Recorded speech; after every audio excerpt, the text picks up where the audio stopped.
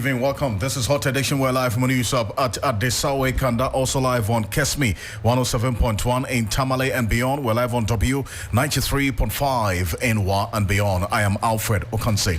My name is Hammoah Agyemang. This evening here on Hot Edition, the Commission on Human Rights and Treaty Justice Raj recommends further investigation and possible prosecution of the Board of Trustees of the National Cathedral for awarding construction contract contrary to Public Procurement Act. We have details as Shraj calls for cancellation of the National Cathedral construction project. Stay with us for more on this one. Also, victims of Bujumburam road construction blasting raises concerns over neglect by authorities. This evening, we revisit the area for the latest on this matter. Stay with us. And aggrieved Men's Gold customers demand 200 million cedis cash bailout from government or risk being voted out at the polls come December 7. We have details plus the latest on campaign trail on your election command center. We'll tell you what the MPP and the NDC that have been up to. The president, Akrofi, is back in the Ashanti region after the flag bearer, Dr. Mahmoud Bawumia, spent 16 days in that constituency of specifically Bantama and other areas. We'll tell you about it here on your election command center. Some 13 days to election day, December 7th. For now, let's settle for the summary of the news. And Safwa Boahing is here. What do we have? Thank you, Alfred, and welcome to the news summary segment. Let's settle for the details now. And to our first story, the Commission on Human Rights and Administrative Justice, Raj, has recommended further investigations and possible prosecution of the Board of Trustees of the National Cathedral. This comes after it was revealed that the over $312 million contract awarded to Rebad Company Limited violated Ghana's Public Procurement Act, Act 663. Shraj has deemed the contract illegal, raising serious concerns about accountability and due process in the management of public funds. The Commission is urging swift action to uphold transparency and the rule of law. Also, Shraj also cleared Reverend Kusi Boateng, a member of the National Cathedral Board of Trustees, of allegations of holding two passports with different names and dates of birth. The claims were made by Nortong MP Samuel Okudzeto Ablakwa in a petition calling for investigations into the National Cathedral project. Shraj's ruling brings a resolution to the matter. And away from that, aggrieved customers of the defunct gold dealership firm Men's Gold have issued an ultimatum to the government demanding a 200 million Ghana cedis, I beg your pardon, bailout by December 7. In a statement, the group claimed over 230 members have died due to hardships caused by their lockup investments. They are urging President Akrofi to direct the finance minister to release funds to avert further tragedies, warning of electoral consequences if their demands are unmet. And also, the IMF's Julie Kozak has praised Ghana's progress in debt restructuring and economic recovery under its program. However, she cautioned the government to avoid decisions that could risk further or future economic stability. And on to our last story, property owners in Bujumburam affected by a rock explosion during the Kaswa-Winneba Road expansion project are threatening to protest over delayed compensation. The explosion caused by NAG Fairmount Constructions Limited reportedly damaged several properties. The aggrieved residents have vowed to halt construction work if their demands for swift compensations are not addressed. And this brings us to the end of the news summary segment. And over to you, Alfred. So, thank you so much. This morning is on 3news.com. Make some time and visit 3news.com. This is Hot Edition on 3FM 92.7 here on your election command center. Let's get into the stories right now and the latest coming through from the Commission on Human Rights and Administrative Justice, Shraj. And this evening, the Commission on Human Rights and Administrative Justice, Shraj, assessment of how Ghana's public funds have been managed in the construction of the National Cathedral is raising serious concerns. It was ruled that the construction contract was awarded to Rebad Company in breach of Ghana's Public Procurement Act. It is therefore recommending a cancellation of that contract. It also wants a full-scale probe and possible prosecution of the Board of Trustees of the Cathedral. Plus, a forensic audit. This is the Commission's conclusion in a petition filed by a North Tongue Member of Parliament, Samuel Okujeto Blakwa. My colleague Dennis Poperi-Wadam is joining me in the studio with details of the key highlights of this particular report by Shraj. And Dennis, quite chilling detail. And first off, let's start off with Shraj's verdict on the identity of Reverend Kosi Boateng and the matter of conflict of interest. Do we have that? Yes, we have that, Alfred. But even before we get to that, it's important for us to understand who the parties are in this particular matter. Perfect. Because this was a complaint by the North Tongue MP, and the complaint was against the finance minister then, the Controller and Accountant General's Department, the National Cathedral Board as a whole, then Reverend Victor Kosi Boateng, a.k.a. Kobna Edujemfi, then 5, JNS Talent Center Limited, 6, Johannes Eshen, and 7, Sheila Eshen. So those were the respondents in this particular matter. But having looked at all the issues before the committee, they've concluded and made some instructive findings on some of the matters. You asked about the identity. So if you permit me, when you look at paragraphs 11 under the findings of this particular report that we have, it states that the fourth respondent, Victor Kosi Boateng, a.k.a. Kobena Edujemfi, does not hold 2 different passports, each bearing one of his 2 names with different dates of birth on each document. There is no Victor Kosi Boateng in the passport database. The 4th respondent has rather been issued 4 ordinary passports, 3 of which have expired, and 1 diplomatic passport under his name, Kobena Edujemfi, with the same date of birth. It is important to state that with this particular one, the Commission did not go into the issue of double identity. They restricted themselves to the evidence before, which sought to establish whether or not the passports that were before, the Victor Kosi Boateng had 2 passports. That's why the Commission looked at it and explained how the passports were issued, at what times, and which ones were expired and which one is valid. Right. It came to the conclusion that, as it is before the commission, they did not see that the person in question that's Victor Kosi Boateng. He did not hold 2 different passports bearing one of his 2 names with different dates of birth. I see. And on the matter of whether or not some service was rendered by GNS Talent Center Limited, that's a company that we understand is owned by this Reverend Kosi Boateng, correct? Yes. Great. And what was the findings on that? Well, so that also came up because there was an allegation of conflict of interest, to say that because he was on the board of the National Cathedral and still a director of that company, any transaction between the 2 would have amounted to conflict of interest. Item number 12 on this particular report says that the 4th respondent, as both director of the National Cathedral and 5th respondent company, did not put himself in a position where his personal interest conflicted or was likely to conflict with the performance of the function of his office, as no transaction for the provision of services existed between the National Cathedral and the 5th respondent company. It goes on to say that the 2.6 million paid by the National Cathedral of Ghana to the 5th respondent, and this is the company in question, was a refund of an interest-free short-term loan granted to the National Cathedral by the 5th respondent company. GNS Talent Center. GNS Talent Center, yes. Company at the time when it needed funds urgently to pay its contractors. It is also important to state that some of the issues that have come quite strongly, and if you even begin to read the reports, how the opening of the reports goes, gives you an indication of some of the matters that have been settled. And if you permit me, this is how it starts. It starts with a background.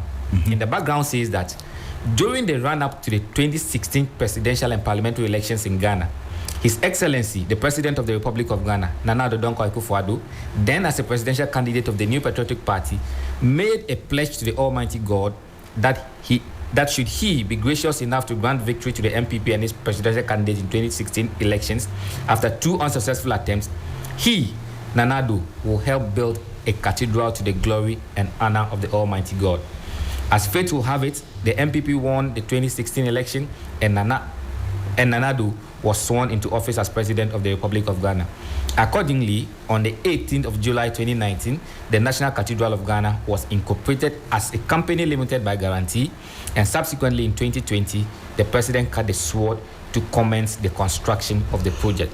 This is important because when you look at the findings, the Commission makes a finding that, and that is number 3, under the summary of key findings, that government at the inception of the National Cathedral project made contradictory statements regarding the source of funding for the construction of the National Cathedral. And this goes back to the point that has often been made, that the whole project started off as a personal pledge to God. By the president. By the candidate who was then the flag bearer of the NPP. It was only along the line as part of the summer, I think 2019 budget, where we were then told that government will provide land and then the seed capital. So that's how you see a finding that when it comes to the source of funding, there have been contradictory statements made by the government. So that too is quite categorical. There's also a finding about the amount of money involved and who a contract was awarded to and the propriety of that contract. So point 5 under the key findings also says that the contract awarded to Rebate Company Limited for the construction of the National Cathedral was in the sum of 312 million, in excess of 312 million US dollars. It also goes to say that the contract was awarded by the Board of Trustees to the contractor without recourse to the concurrent approval by the Central Tender Review Committee, a key requirement of the Procurement Act having regards to the contract sum.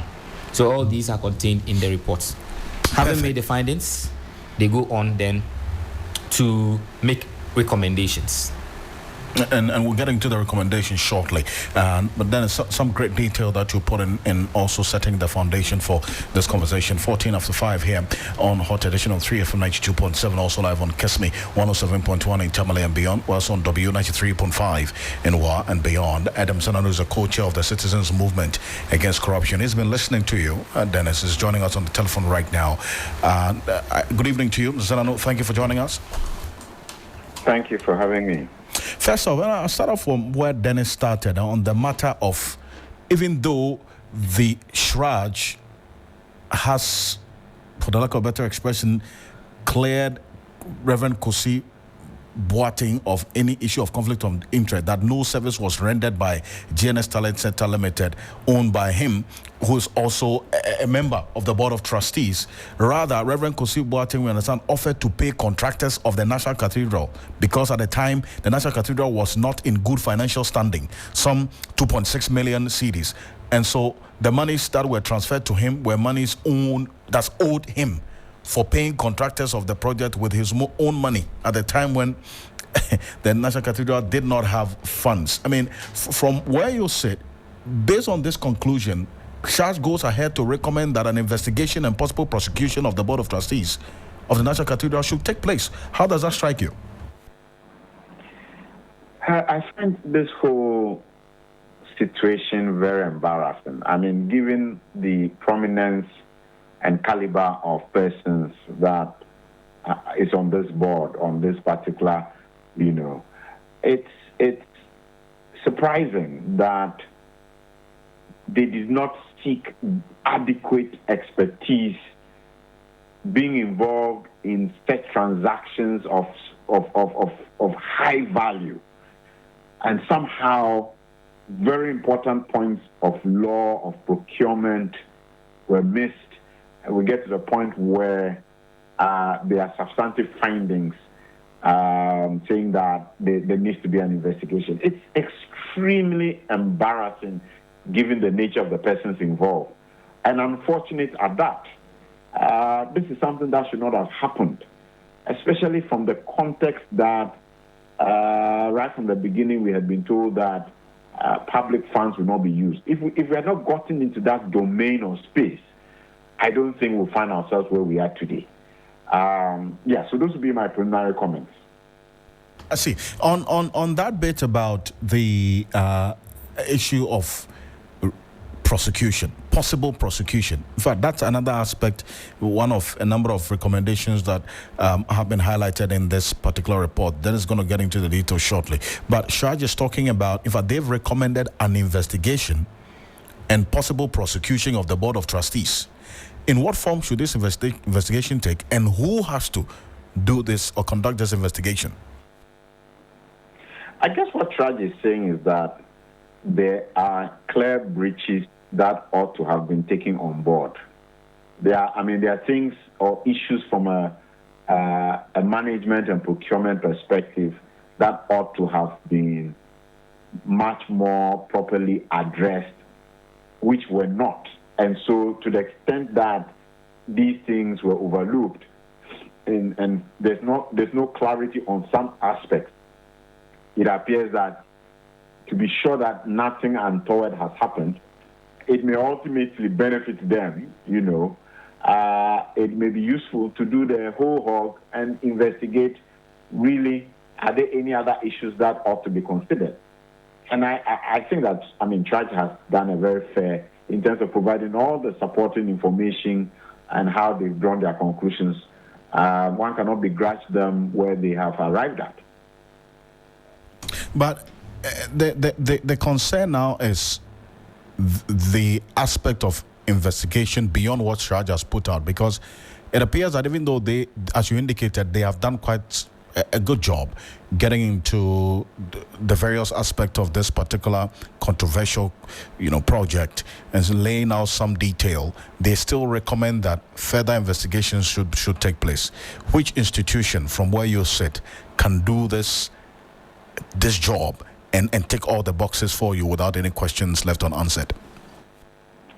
It will be interesting. So I haven't it's a very long report. I think I had gotten to page 100 and something when you called in. I don't know, probably it's like 200 pages.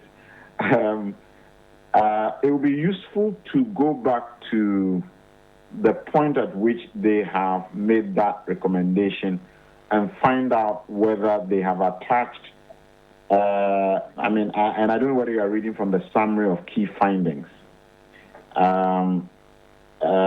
whether they provided additional basis for request or proposal recommendation that there should be further investigations. That perhaps would help us draw a conclusion on who would be the best institution, which institution in the current landscape will be most appropriate to go into the outstanding matters that they have highlighted. But I'm not surprised they'll be saying that, because some of the things they have said, the gaps they have found, I think that ordinarily a properly composed board should have taken note that there are certain things they could not have done without the necessary approvals and processes having gone through. You look at the Board of Trustees, Sano, right now, and you raise concerns about how embarrassing this is. We're talking about Apostle Professor Pokonyina, a former chair of the Pentecost Church, chairperson. The Archbishop Charles Palmer Bakal is there, Metropolitan Catholic Archbishop of Cape Coast, Vice Chair, Most Reverend Bishop Justice Akrofi, former Anglican Archbishop Emeritus, is also a member, Most Reverend T.K. Awatwe Pratt, former Presiding Bishop of the Methodist Church, a member, the famous Right Reverend Professor Emmanuel Mate, former moderator of the Presby Church, also a member, Reverend Dr. Joyce Ayi, Executive Director, Salt and Light Ministry, also a member, Reverend Victor Kusibuating, founder of Power Chapel Worldwide, a member, Reverend Dr. Frimpong Manso, General Superintendent, Assemblies of God, and Kingsley Ofosunti Hammoah, Executive Director of the Ghana Museums and Monuments Board, was also a member. In fact, there are a number of them who, as you know, resigned from the board. The Archbishop Nicholas Duncan Williams, Isudanaba, and then also Doug Heward Mills as well. These people are subject of a recommendation for prosecution. Nizano? Yeah, actually, so I've just found the paragraph where it talks about the need to do some more investigation.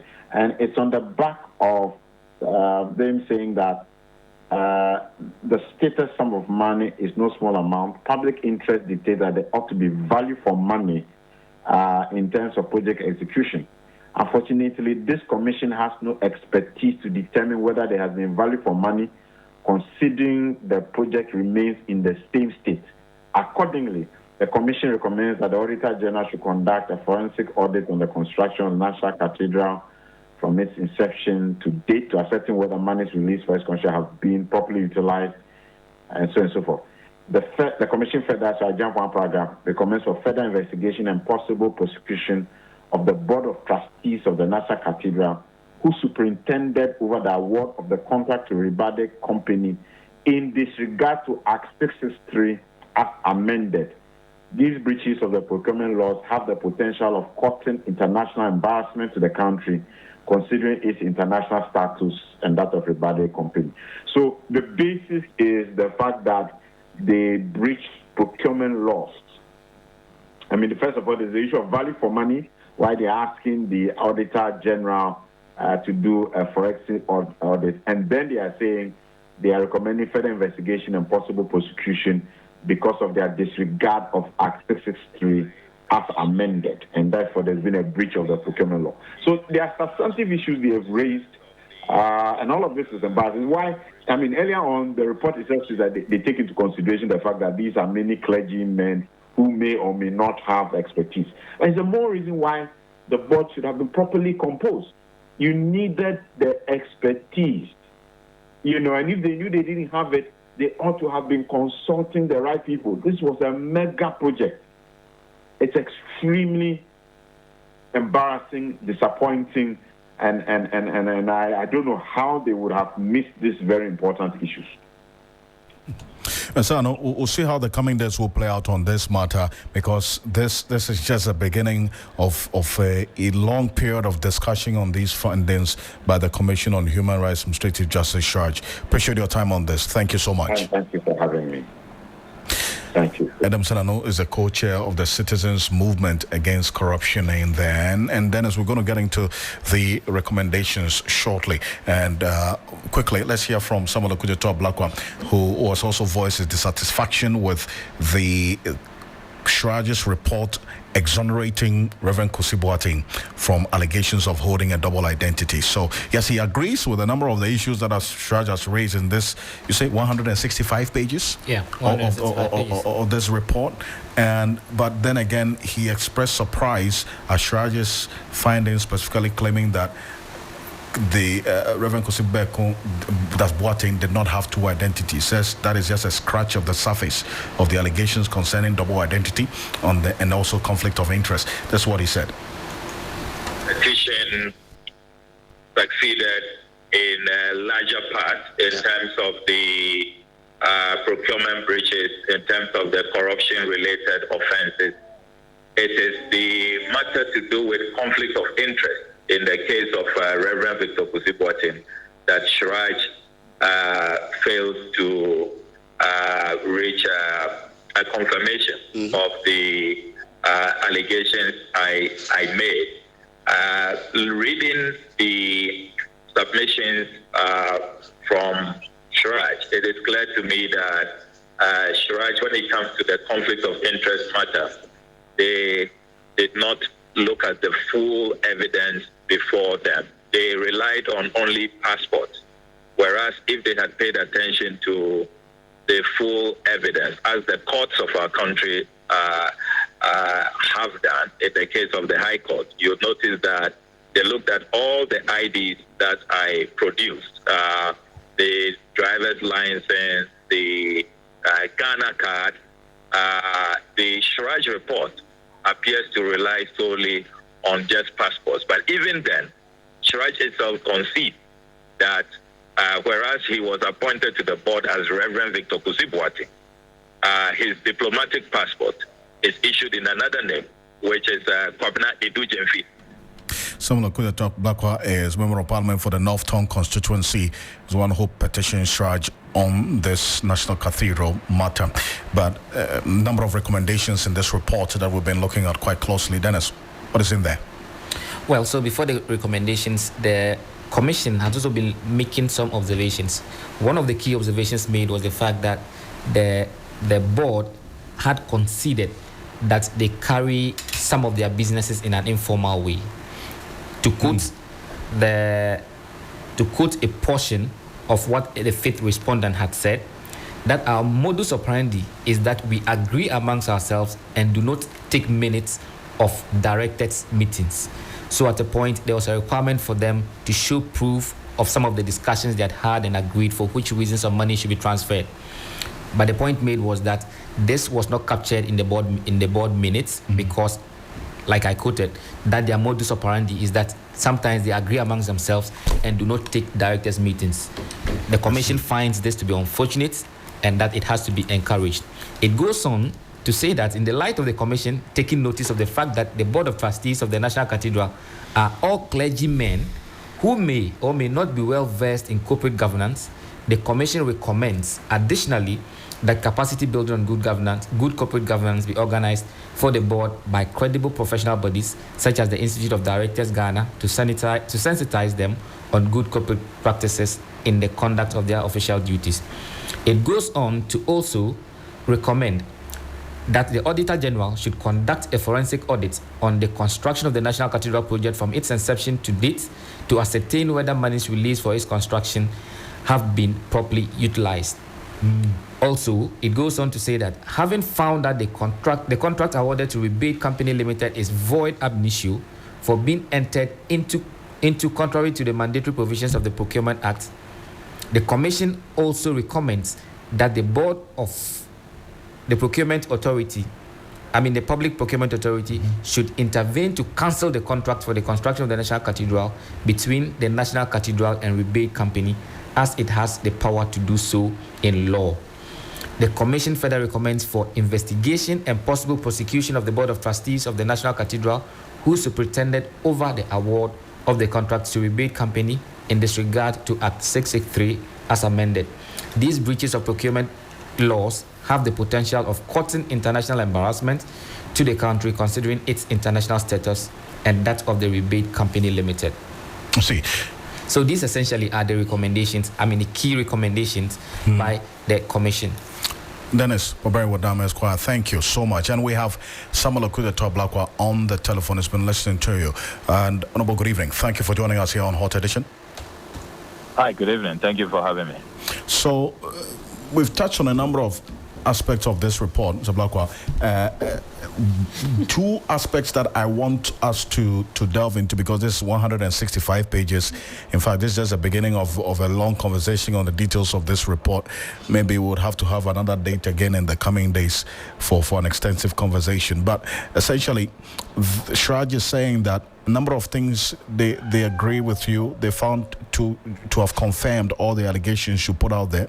But also on the matter of the conflict of interest, they say that the 2.6 million cash that was transferred from National Cathedral Secretariat to GNS Talent Center Limited, owned by Reverend Kosi Boateng, under his secondary identity Governor Region fee, was not really an issue, because they came to the conclusion that no service was rendered by GNS Talent Center Limited, owned by Reverend Kosi Boateng, but rather Reverend Kosi Boateng offered to pay contractors of the National Cathedral, because at the time the National Cathedral was not in good financial standing, and so the monies that were transferred to him were monies owed him for paying contractors of the project at the time when National Cathedral didn't have money.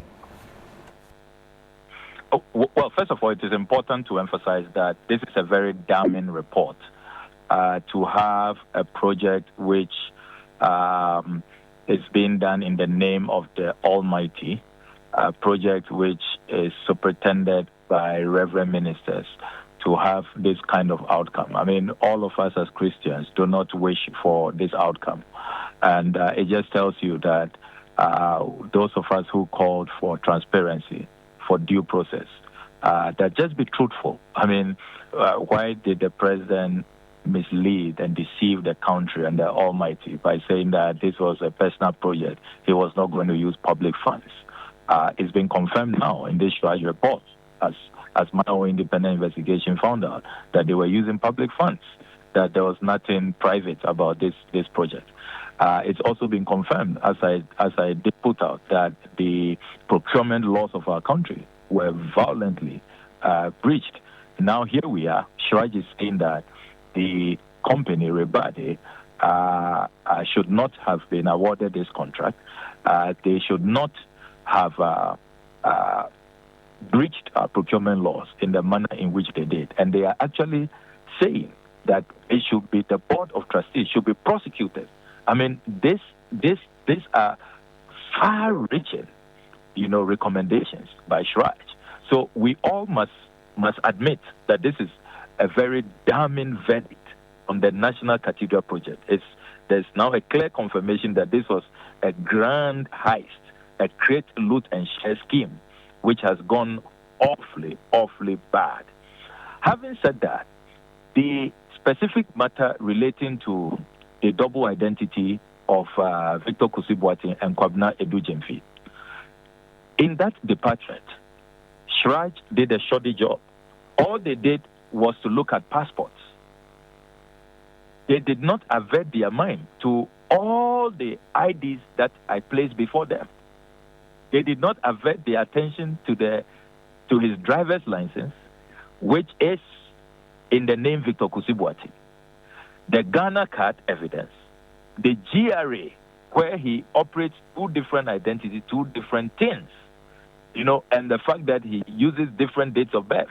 All they did was to say that when they went into the passport database, they saw that he has only one passport in the name Kwabena Edu-Gyamfi. Even that, should that exonerate him?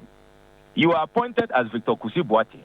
Then when the state decides to give you a passport for your official assignment, the passport is in a different name, Kwabena Edu-Gyamfi, and you call that an exoneration. How does that exonerate him? So that aspect of the report dents the credibility of Shraj. I think that Shraj was on a very good trajectory, doing a great investigative work, but it's so bizarre how they handled the Kusi-Boateng aspect of their investigations.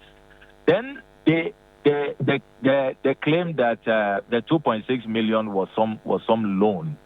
They themselves in the Shraj report, very contradictory report. The report says that they couldn't find documentation. They were not taking minutes, and that they are shocked at the bad corporate governance. And yet, with that documentation, without minutes, Shraj is able to conclude that, okay, we agree with them that it was a loan, so there is no conflict of interest. The 2.6 million was a loan from Victor Kusi-Boateng's other identity, Kwabena Edu-Gyamfi, using JNS Staffing Center Limited. Really, really strange. But you see, I am not too worried about this aspect because this aspect has been well determined by the courts of Ghana.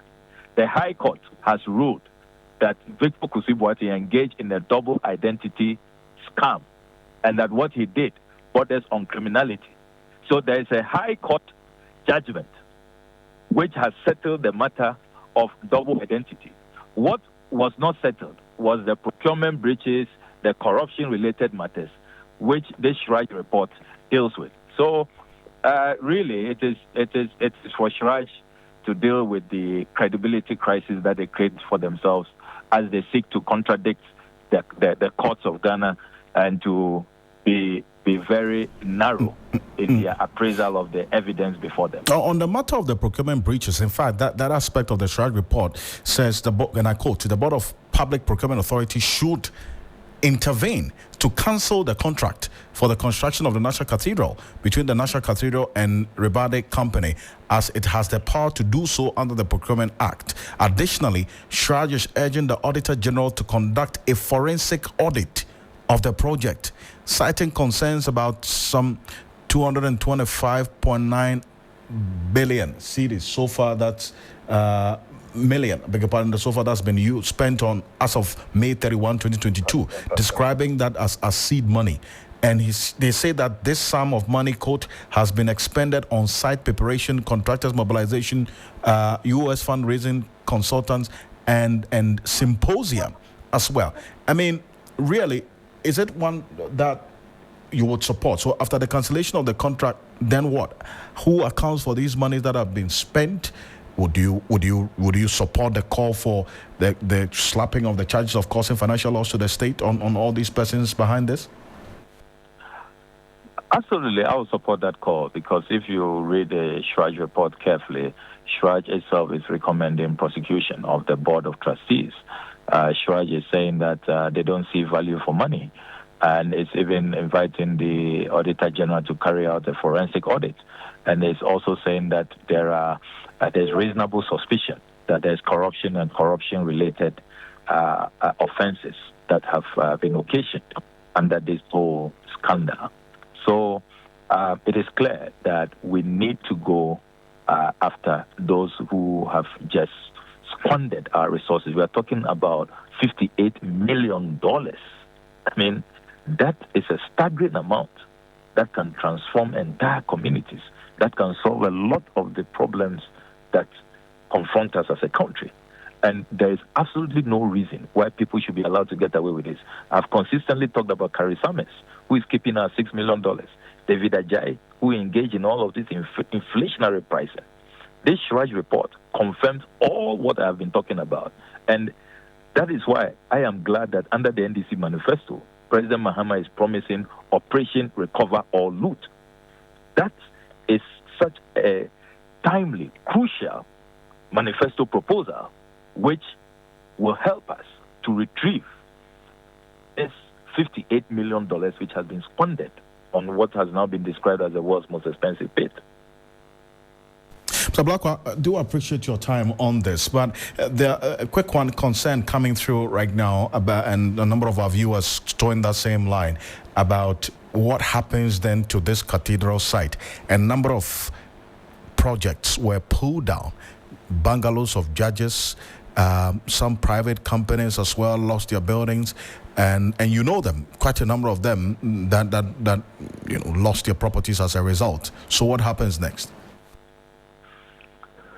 So you see, now here we are.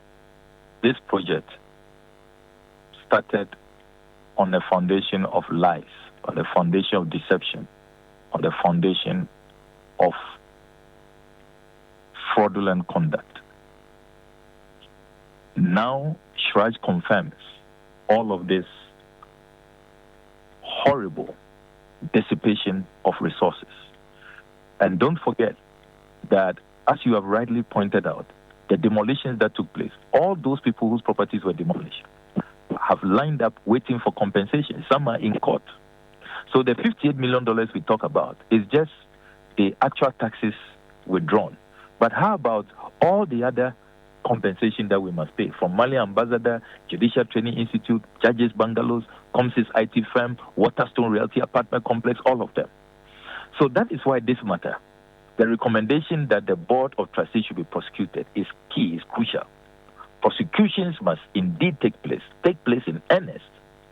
And beyond prosecutions, we must make sure that they are retrievals. Those who have caused this financial loss must be surcharged. Right from the president. The president is the one who masterminded this whole thing. He must be asked to refund our monies to us. And he must be made to cover that hole. He must be made to pay the compensation of all the demolitions that have taken place. Honorable, appreciate your time. And this is just a beginning, as I indicated to you. We've got to make some time. So we're getting to the full details of it in the coming days. Thank you so much. You're welcome.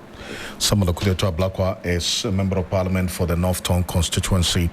Is also the petitioner on this particular National Cathedral investigation by the Commission on Human Rights and Restorative Justice, that's Shraj. 165 pages. We're going through it page by page. And so stay with us here on your Election Command Center. Make a date at 10 p.m. on Ghana Tonight as well. We get into aspects of this report. Grace. Yes, Alfred, it is 165 pages. This is just a beginning of a lot more to come from that report. What we've been talking about is just The first few pages. Small. Another issue of interest, the group of customers affected by the collapse of Men's Gold Ghana is calling on the ruling New Patriotic Party NPP government to provide its members with economic relief or face rejection at the polls next week. The association, which is asking the president and the finance minister for 200 million cedis for the bailouts, pointed out that the company seized assets could serve as a guarantee for the government's financial package to them.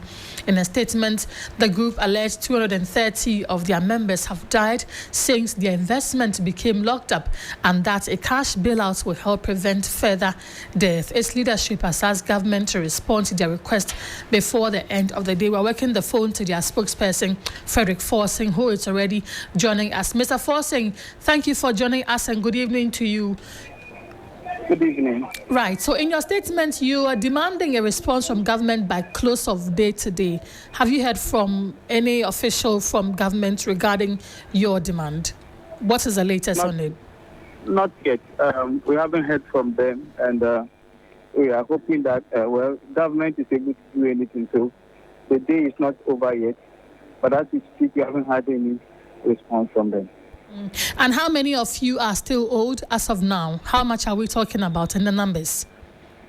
For the total amount, we cannot tell, but the data that we collated is around a list of close to 10,000, and the amount in it, the raw figure we had is around 700 million. But what we are even demanding is very simple, or what we are even requesting from the government is very simple. We said that, yes, we understand the situation, the economic situation that we are in. And so government should give us just 200 million Ghana cedis to bail us out. And we are seeing that this money is not a free money. And the reason why our request is anchored on the fact that government has been able to seize many of the assets of Men's Gold. And so we are saying that give us that 200 million cedis and use the seized assets as a guarantee, so that when the case is disposed of, then government can sell off those assets, or government can even make use of them. Some of them are office building and other things. Government can make good use of them. And we are not strangers. We are not foreigners. We are the very Ghanaians who pay taxes to the government. And we believe that government is capable of doing it because in recent past, government has done some for the customers of the defunct fund management company. So just give us, you gave them 1.5 billion, but just give us 200 million Ghana cedis so that every customer can receive something before the voting starts. I believe that is a very reasonable request. And if government is saying that, if government also tells us, in fact, we want a response, and whichever way responder will get, we'll take it as an answer. Government giving us a positive response or a negative response is still a response. But when government is quiet like that, it's marked off. These people are not human beings. They have been talking for those good years. They are not human beings. So we are not responding to them. That is where we have a challenge with. So government, Mr. President and Mr. Finance Minister, whatever answer that you give to us by close of work today, tell us whether, yes, you have heard us, but you don't mind us or you don't do anything for us. We'll take it as an answer. Then tell us with a response that, yes, you order the finance ministry to give us the 200 million Ghana cedis. It's also an answer. So whichever way, we want an answer from the government. You earlier mentioned that this 200 million cedis you're asking for is not what you describe as free money. How do you intend to get it back or to give it back? The government is in custody of the assets of Men's Gold. Yeah. Through 2 properties, 540 plots of land, and many other properties, Madrid, a lot of them are government is in custody of them. So if you have those money, we are saying that this assets will serve as guarantee. It's like we are asking government borrow us money to stop the debt among us. In fact, in 2020, when we made a similar request, the customers who had died by then were less than 100. 4 years down the line, now even the reported case is 230 Ghanaians life. My sister, which country in the world will sit down for this thing to happen? No, it's money. Just give them the money to save lives, and that one too, no response. Mr. Fossey, what is happening? We know there's also a part of this case that is also in court. What is the latest on that? I remember, in fact, we've been cooperating with the Attorney General ever since the case moved to the High Court. For instance, I go to court every time there is court case for the Hammoah fire. Before July, before the court went on recess, the judge ruled against submission of no case by Hammoah. After the resumption of the legal vacation, there has been insistence, in fact, adjournment upon the case has been adjourned for more than 3 times. And as we speak, we do not know the fate of this case now. This week, Wednesday at 11 a.m., we shall go back. Sometimes we go and sit there less than 5 minutes. They said because of some technicalities, the matter has to be adjourned. We commend the judge. The judge has done very well, less than a year for some cause. But now, the perception is that Hammoah appears to be using the court processes to delay the case. And that's what, so we do not know even our way clear. But as for the debt, Hammoah hasn't said he doesn't owe us. He has admitted that he owes us. The judge has also told him that enter into a plea bargaining arrangement with the Office of the Attorney General and see to the payment. So whichever way, the gentleman believes and agrees and admits that he owes us. So my government that I installed on the 7th of January 2021 is the one that I am pleading with him to give me just 200 million Ghana cedis to cushion the customers. Then when the case is, because the case will definitely be disposed of.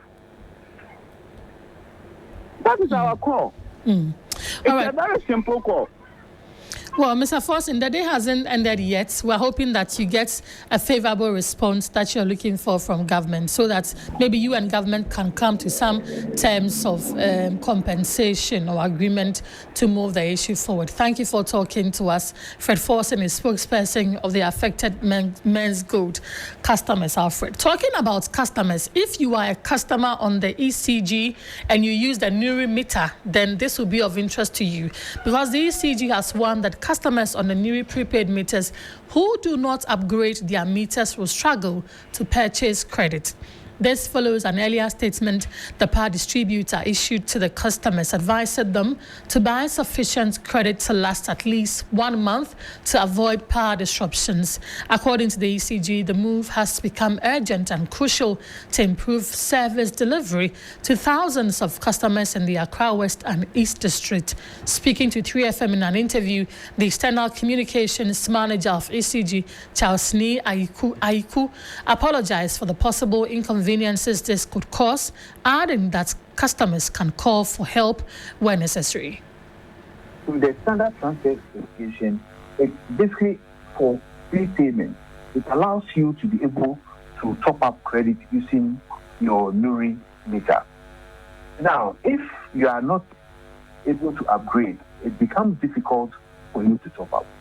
So, as part of this rollover or this upgrade exercise, the intention was that we would urge our customers to buy enough credit on their Nuri meters so that if as we conduct the exercise and you miss out the opportunity in terms of we coming to your premises and unable to find you, are not available, and the rollover is over, we are not able to get to you and we are able to complete, you'll still be able to enjoy power supply. That was the intention. And this actually created a lot of panic, which we understand, and we sincerely apologize to our customers. But as I speak to you, it's no longer important, or it's not necessary for you to buy that. If you have any challenge or your meter has not been upgraded, please call us on our 0302 611 611, our call center number, or reach us through our social media platform, or visit our district offices for us to work it out for you, do the upgrade for you. Commenting on the intermittent power supply that customers experienced Sunday night, Mr. Aiku called the bluff of critics, saying that cannot be classified as doom so. Yesterday, my light also went off. And I called the district engineer, so the one in my district. I called, and he told me there is a system challenge, but they are working on it in the next 10 or 15 minutes or so. The lights will come, and the lights came back. So I wouldn't consider this as doom so, because from the district engineer's message to me, there was a system challenge. Because I'm sure you are aware that we have emergency issues as well as our planned maintenance issues. So it could be one of the emergencies that happened. That's to say, for my district, when the lights went off. Meanwhile, he says the company is engaging independent power producers to settle debts owed them. To this effect, a weekly schedule is being implemented to avert a possible load shedding. He has made the effort to make sure that even though the initial arrangement was a monthly payment, they have opted to implement a weekly schedule to make sure that the shutdown or the expected doom so or whatever would never happen. So the acting managing director, top management, and the IPPs are in constant and consistent engagement on this issue.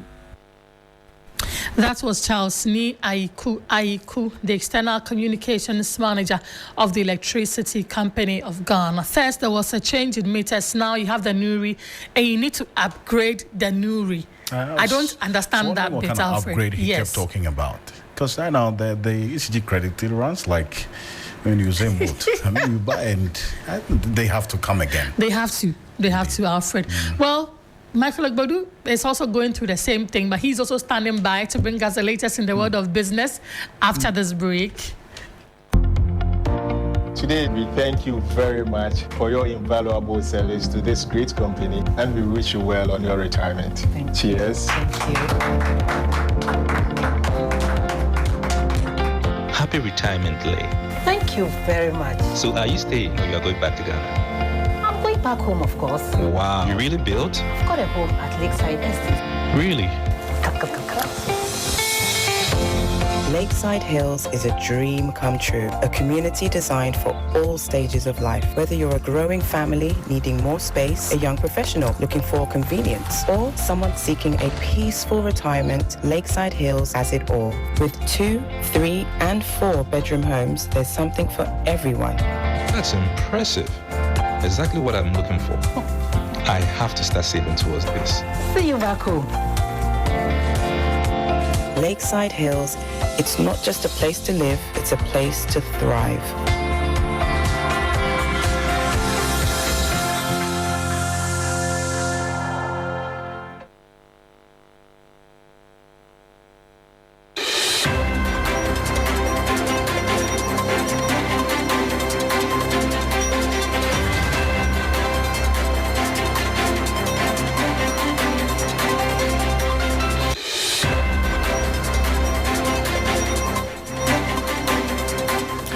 Hello there, good evening. Welcome to the business segment here on Hot Edition. Coming up tonight, Ghana set to become largest gold processing center in West Africa following strategic partnership with Mintech of South Africa, a global premier mining research and testing organization. I am Michael Obudu. Details coming up shortly. Please stay.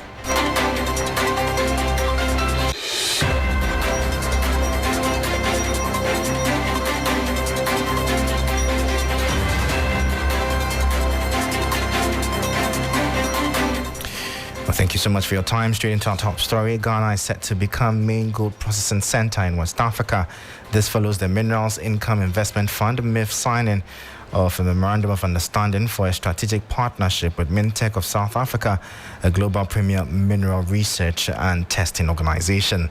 This landmark partnership, according to Chief Executive of MIF, Edward Coranting, aims to enhance cooperation in the development of mineral resources, technical expertise, and innovation within Ghana's mining sector.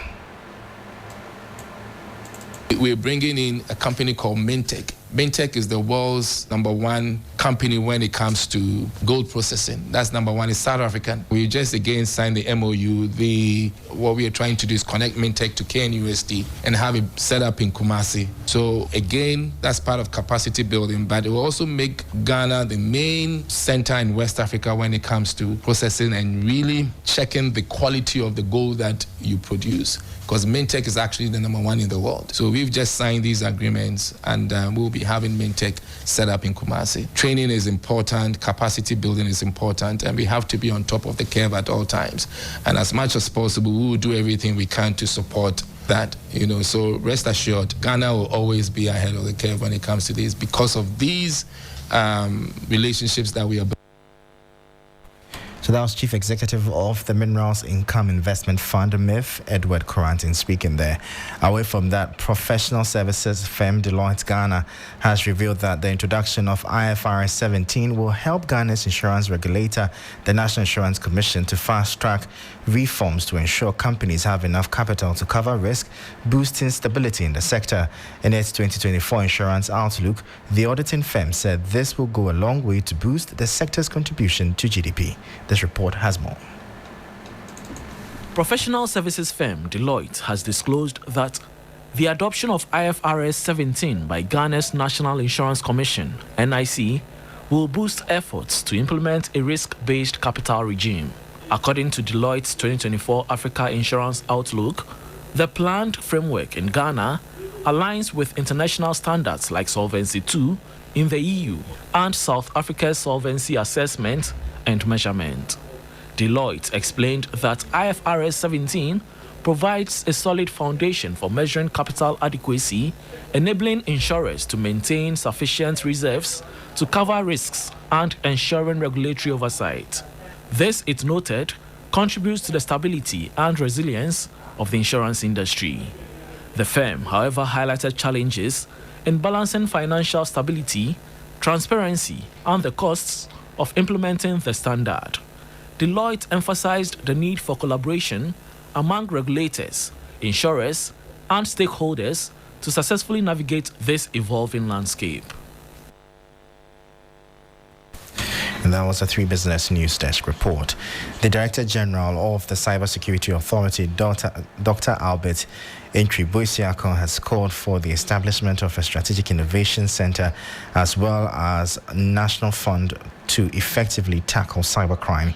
He believes these interventions will go a long way to ensure sustainability in the country's fight against fraud and fraud-related activities to businesses and livelihoods. Dr. Entry-Boisiako was speaking at the launch of his book, The 10 Commandments for Sustainable National Cybersecurity Development, Africa in Context, Practical Lessons and Good Practices. This is effective. There's something that needs to be done to develop a nation's cybersecurity. The first one starts with leadership, vision, commitment within national leadership, and not just government. National leadership both in the private sector and also in the public sector. That is very, very. We need to have a direction, a national direction that integrates all stakeholders, the civil society, international partners, the business community, state actors as well. Then, through that, the number of capacity building intervention, cybersecurity financing, policy strategy, necessary legislations, up to the point that we need to build our resilience in terms of computer emergency response, which are necessary because despite all the interventions, it is still possible that there will be a cyber attack. So those response mechanisms are also so key to be able to address those issues. So these are the highlights. But it's basically a 360 degree approach of a day cybersecurity. So that was Dr. Albert Entry-Boisiako. He's Director General of the Cybersecurity Authority, bringing an end to the business segment here on Hot Edition. For more business stories, please visit our website. It's 3news.com/business. I am Michael Lobodu. Thank you for listening. As always, please stay safe. Up next is sports.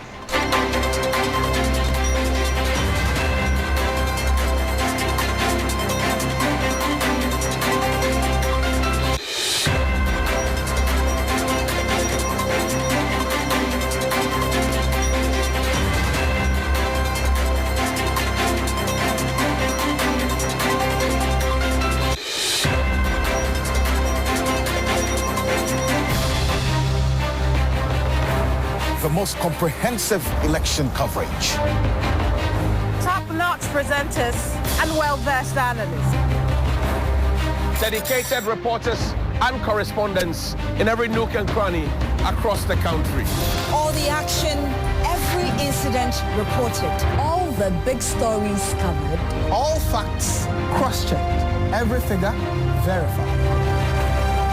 Every vote monitored and accounted for. The numbers tallied, analyzed, and interpreted. We have invested time and energy in order to bring you a comprehensive elections coverage. The whole world will be watching us on TV, online, and radio. Election Command Center. Facts, analysis, results.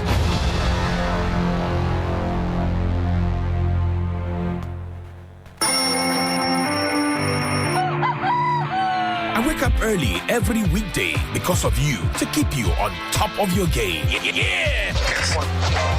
You are at the center of our universe. That's why we make it a duty to serve you only the freshest, hottest news and entertainment. When you want it, where you want it. Good morning, Ghana, Africa, and the rest of the wonderful world. Welcome to Sunrise on 3FM 92.7. Start your day well informed. Start with us on Sunrise on 3FM 92.7. Catch the all-new Sunrise Morning Show on 3FM 92.7 with me, Johnny Hughes, Helena Piampofo. Weekdays from 5:55 a.m. to 10 a.m. only on 3FM 92.7. 3FM, your urban lifestyle radio.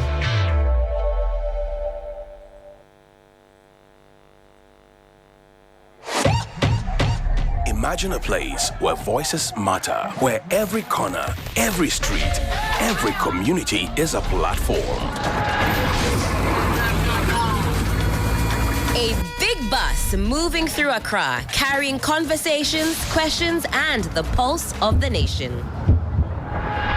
This is not just another show, it's your voice on the move.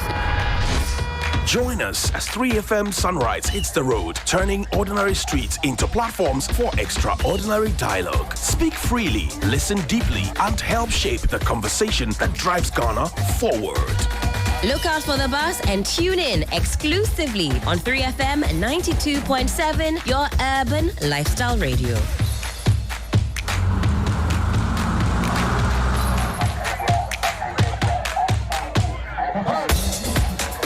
Radio Development Show Host of the Year, 2016-2017. And the winner is John Hughes. Check. Hi, my name is Johnny Hughes, your community rights advocate, and I'm still on the quest to bring smiles into your communities with Community Connect on 3FM 92.7. Join me this and every Friday morning at 9 a.m. right here on 3FM, and together we will solve the problems bothering your communities. I know your program is a program that always get a result. Myself, I'm a witness to that. What can we do to help your community today in terms of education, health, sanitation, security, and all the issues in between from your community's perspective? Tune in to Community Connect every Friday morning at 9 a.m. as we get interactive live on radio and on Twitter at 3FM 927 and on Facebook at 3FM 92.7. Community Connect, helping solve your community problems.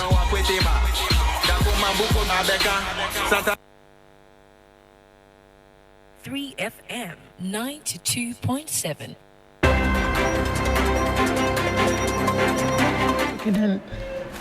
Welcome back. This is Hot Edition on 3FM 92.7. Let us do more stories related to election. And the Council of State member Sam Okujeto-Ablakwa has urged Ghanaians to shun voter apathy ahead of the upcoming general elections, warning that refusing to vote could result in the election of leaders who might not truly represent the will of the people. Ghanaians will be going to the polls on December 7 amid concerns about voter apathy. The last election saw a marginal drop in voter turnout. Speaking on the sidelines of the National Blood Donation Day launch in Accra, Mr. Okujeto cautioned the citizenry to guard the country's democratic status as a beacon of peace within the sub-region at all costs. Everyone should go and vote. When some people say, oh, as for me, I don't like this politician, so I will not vote, I say, well, I don't want to say you are foolish. But what you are doing may amount to foolishness, because that one vote of yours may make a whole difference to who goes into office and what they are going to do. If you don't do it, and the next time someone else, they don't go and complain, because your negligence, your refusal to vote has created that problem that is there. So I'm making an appeal to all Ghanaians. Please, on the 7th, wake up early, go and vote. And when you finish voting, please go home and relax. You can wait for the evening. If you want to go to the police station to go and hear the result, fine. When you create confusion, when you create chaos, who knows? You may lose a life. You may get so hurt that may be permanent for the rest of your life. So there is no reason why anybody should create chaos or confusion or go on fights and peace courts. The decision is taken at the ballot box. Everyone should go peacefully to go and vote. Vote whoever you choose, vote for that person. If the person wins, good. Sam Okujeto is a member of the Council of State. Still on elections, the Electoral Commission says it has what it takes to deliver a credible election, insisting its processes are robust and transparent. This is the reaction of Deputy Chairperson Dr. Bosman Asare to claims politically exposed persons have been appointed as members of the electoral body. He spoke on TV3 New Day. We don't appoint people to become commissioners. No, that responsibility rests with a certain president. But what we have maintained is that when you look at our standard operating procedures, all others, apart from the chairperson and the two executives, and those who are directors, district officers, etc., who are full-time employees of the EC, all others, they function like board members, other commission members. And by law, these are people the commission meets once every 2 months.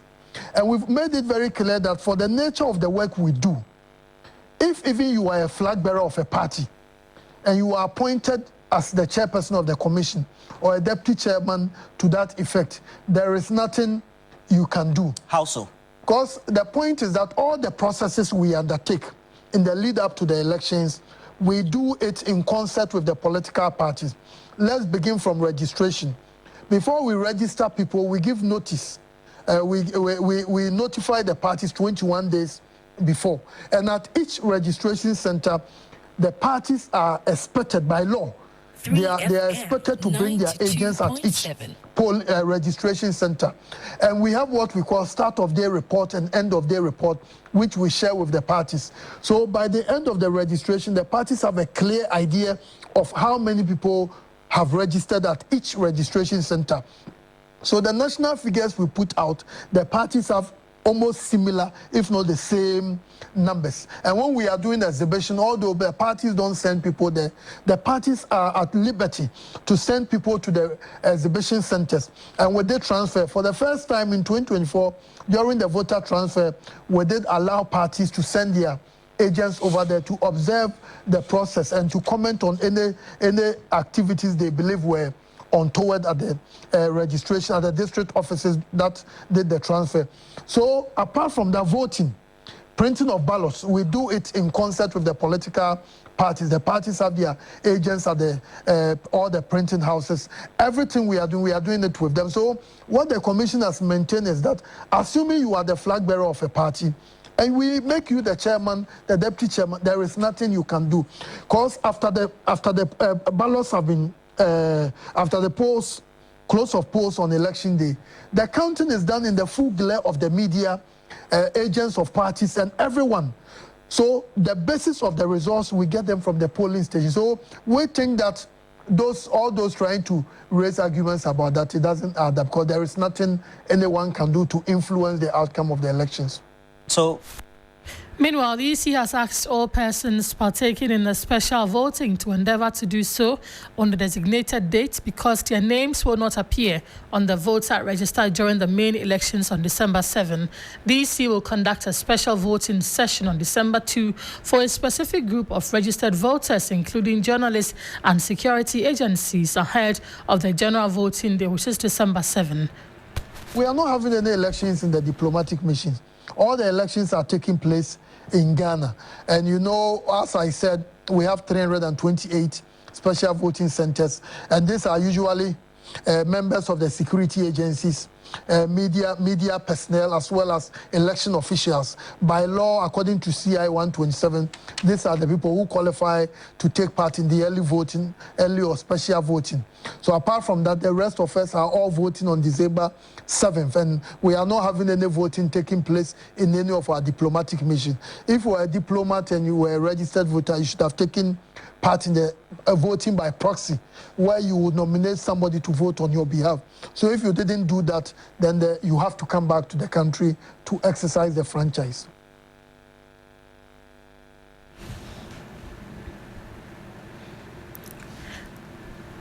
Dr. Eric Bosman is Deputy Chair EC, talking about their preparations towards the upcoming election. Let us go to the Volta region, because the Volta Regional Command of the Ghana Police Service has indicated its readiness to provide effective policing towards the conduct of the December 7 polls. Regional Commander DCOP Andrews Boedu Ekuma, at a press engagement earlier today, is calling for the support and collaboration of all stakeholders to ensure that the election in the region is peaceful and incident-free. We're working the phone to speak to my colleague in the region, Faisal, who has been sitting through the engagement and joins us. While we do that, let's listen to the Volta Police Commander. We are sure that we have finished our deployment, a very comprehensive deployment, to cover all the polling stations. We've covered all the polling stations. 3FM 92.7. And so we'll finish with that one. We are only waiting that the day will come, and then we'll deploy our personnel, and with your support, we handle the situation very peacefully. But we can't do that without you. So what we are going to do is that we are to deploy police personnel to each media house. We are going to do that. So we will have a police liaison officer or personnel to every media house. So we have 4 things that we do. Security coordination, 1. Security coordination. The Volta Regional Police Commander DCOP Andrews Boedu Ekuma there. Faisal, my colleague from the Volta region, is joining us on the phone. Faisal, we know that we are just some 12 days away to the election, and the Volta region is definitely one of the regions to look out for in this election. First, paint for us a picture of the mood in the region, and then we can continue on the conversation on that press engagement today. Well, the Volta region remains very calm. There is some form of enthusiasm among voters across the region. Every constituency you visit this time around, people tell you they want to vote on December 7th. The region in 2016 and 2020 recorded some high level of voter apathy and rejected ballots, even for those who voted. And so the political parties have also taken the initiative to educate people on the right way to vote. And so it appears there is some high level of enthusiasm among residents in the region ahead of the elections of December 7th. More did you gather from the press engagement with the security agencies today? Well, so for the Volta region, it is not an area that is full of violence or incident when it comes to it. It's almost an incident-free area when it comes to violence, except for the deployment in 2020 across the borders that caused some form of apprehension among residents.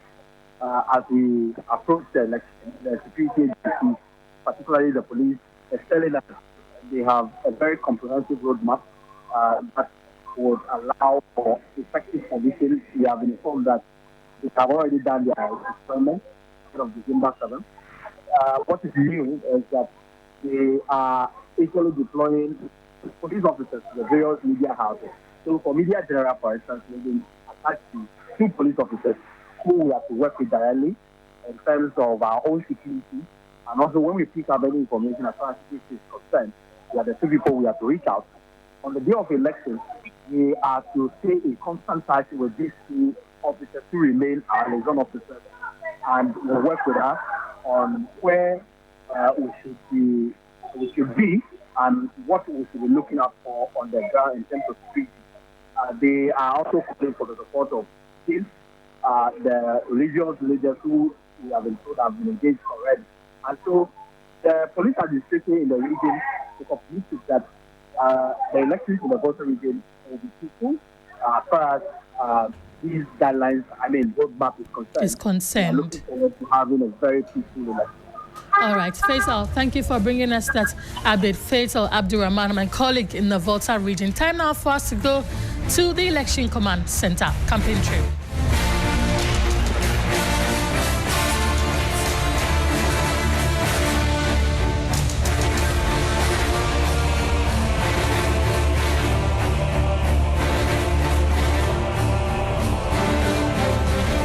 Well, let's begin campaign tour from the Election Command Center with the NDC, because the flag bearer of the party has the blame surge in illegal mining on the government, asking electorates to vote them out if Ghana wants to win the fight. Speaking to the Western Regional House of Chiefs during his campaign in Takoradi, John Mahama posited that months after organized labor almost withdrew their services on the Galamsey menace, with a firm promise by government to withdraw, the ally on mining in forest reserves, government has not shown any commitment. John Mahama is charging chiefs and traditional authorities to join in the quest to vote out the NPP. We share gold mining. Yama permits be brave. Ama Akrofi, Eco Forest Reserves. Mo, our mutual journey go. Nti afe edru hamatana. Obeka se o tamani. To de bia ntimi ye te se nia eye samre no na eye wo srem. Ebi se omutwa kwaye ni na egu.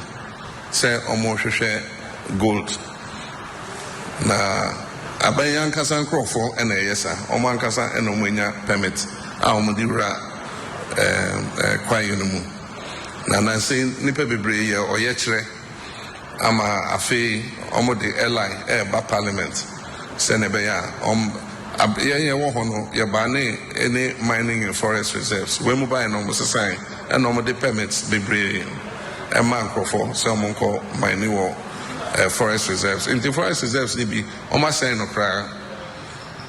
So, which forestry to my say 37 forest reserves have been decimated. It is a Nyadia, you beat me assign Amana yes and a city. And see, the American say Agyemang has been very responsible.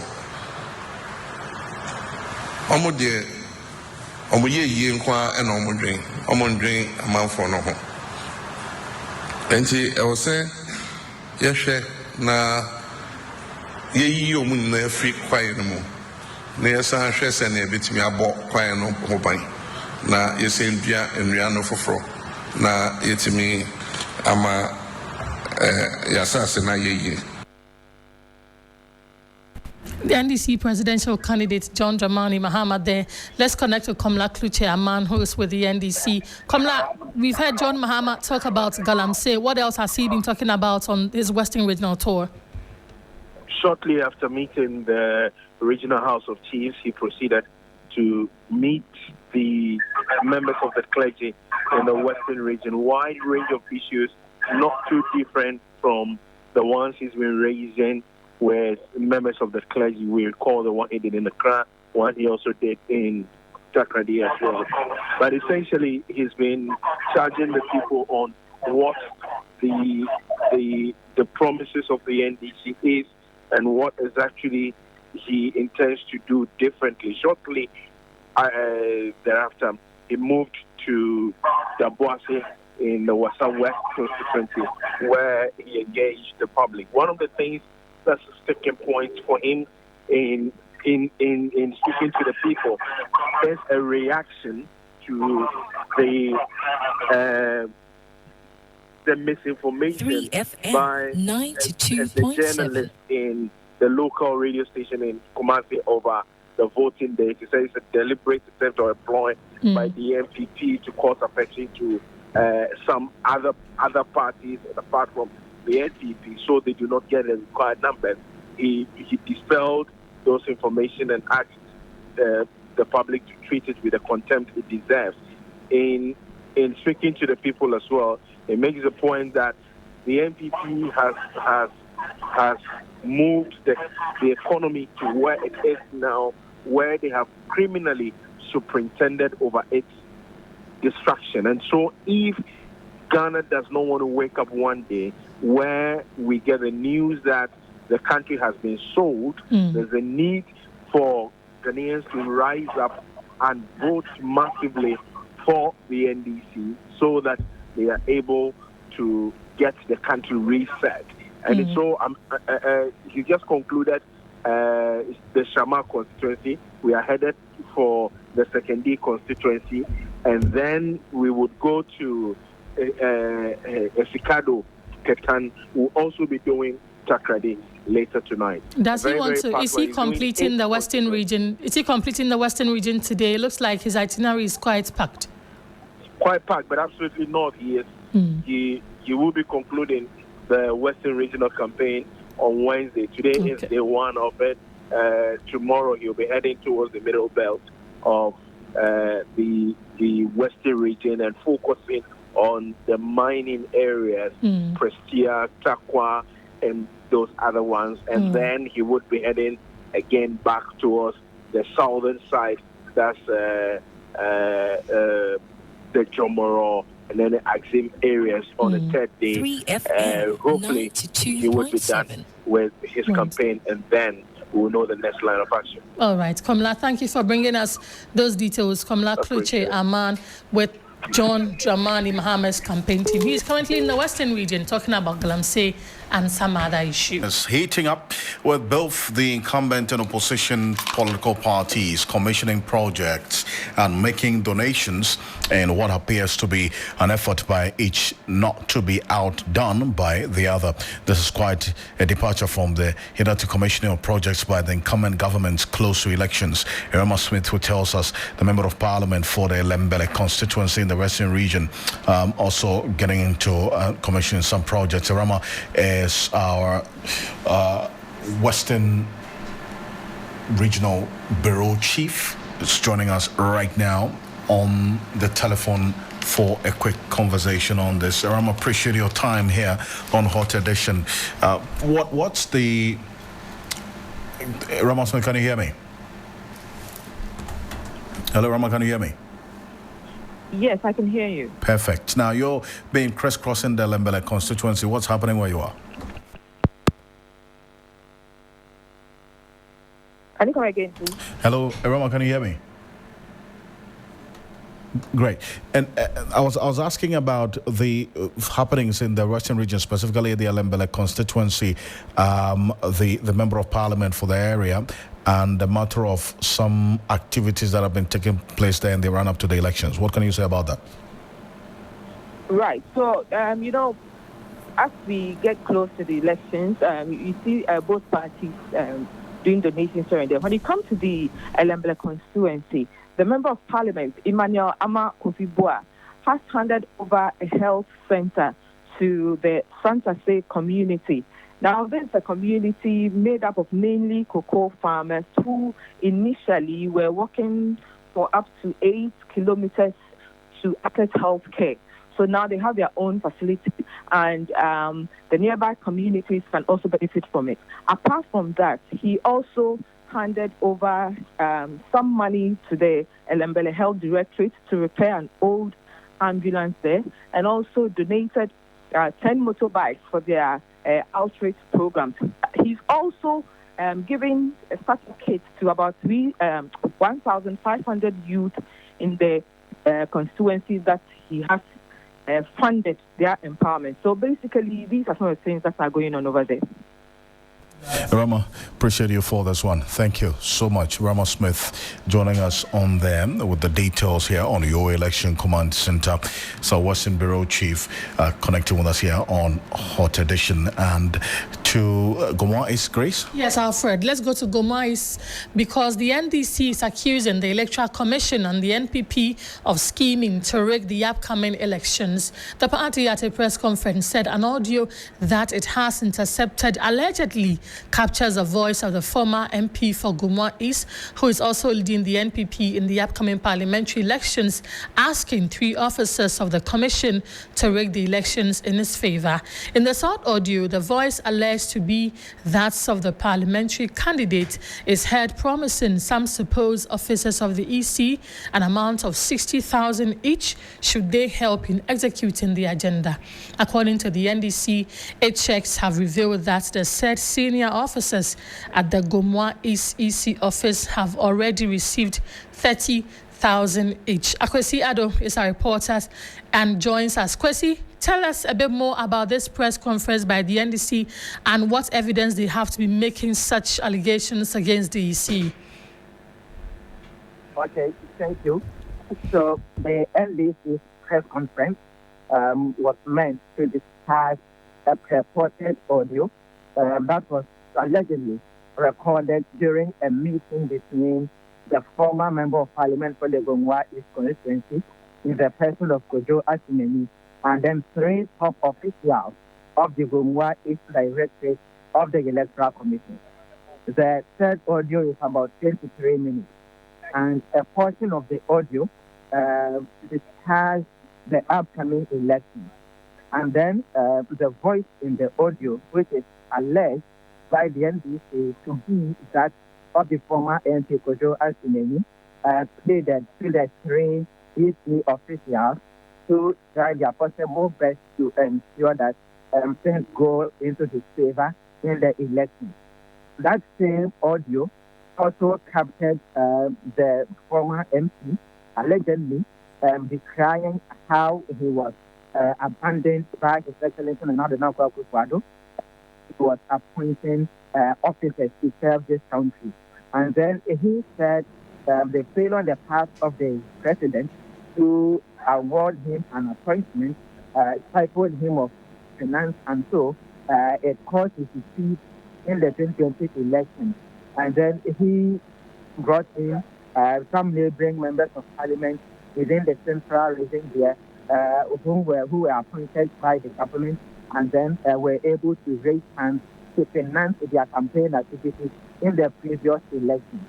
In that same case, the audio also captured the former MP allegedly telling the EC officials that it took his contribution for them to be appointed as officers because he had to intervene and then speak to the EC deputy chair, Mr. Bosman Atari, to consider these 3 persons ahead of other candidates who equally qualified for the job.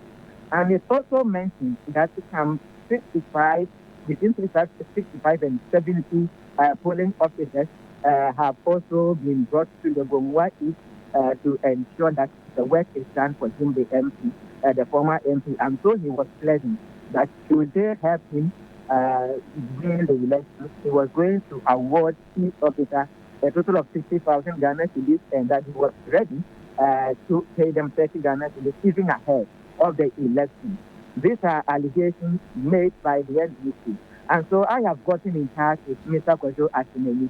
He has partly denied these allegations. He has also denied that the third voice in that tape isn't actually his, and that this is AI generated and it is only being used by the NDC because they are attempting that the incumbent MP, Desmond Degaspetu, who is running this election for the ticket of the NDC, is claiming the state preparing right at his state. All right. Akwesi, thank you for bringing us those updates.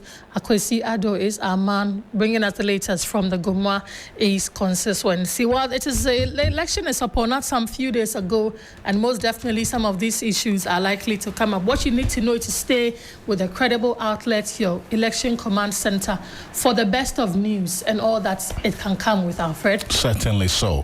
And that's how we draw the curtains here on Hot Edition. Your Election Command Center campaign trail. This morning is on 3news.com. join me at 10 p.m. On TV3 and also on 3FM 92.7 for Ghana Tonight. On behalf of the rest of the team, we appreciate your company on Hot Edition. I am Alfred Ocansey. My name is Grace Hammoah Agyemang. Thank you for spending the last 1.5 hours with us. Enjoy the rest of our programs. Have a good evening.